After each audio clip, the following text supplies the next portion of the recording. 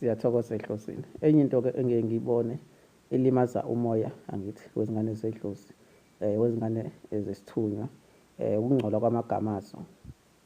Angithi lento isukaphi? Isuke ekutheni izitha zakho, isitha sakho uma sizama something kuwena angithi siyahluleka.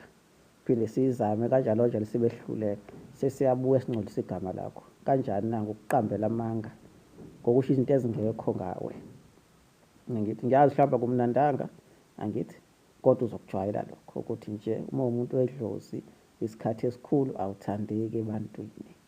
Into engekho mnandi kodwa-ke musu uzama ukugijima angithi uzoklina igama lakho, cha ayisebenzi kanjalo. Idlozi lakho sekufika isikhathi angithi ithunywa zabo sekufika isikhathi ukuthi bageze igama lakho libe mhlophe angithi. Kodwa futhi phinde siyibheke kwelinye isayidi lento ngoba inawo ama-benefits.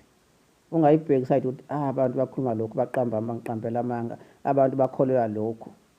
Lo muntu usuke ekholelwa at that time uqanjelwa amanga, lo muntu uyisitha sakho nawe.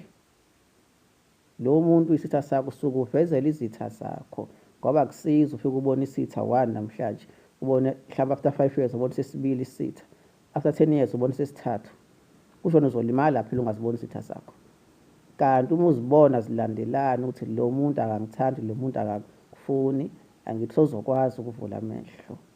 Ukungcola kwegama lakho ngiyazi sokuthandi angithi, kodwa futhi kune-advantage ukuthi kuphenya zonke izitha zakho ezicashile ngoba ezinye ungaziboni ezigqamile kodwa khona ezicashile. That time la muntu amanga lawo akhunywa ngawe angithi ewavuma nayo ewakhuluma, lo muntu uyisitha sakho ukuthi bona bongazi uyisitha sakho.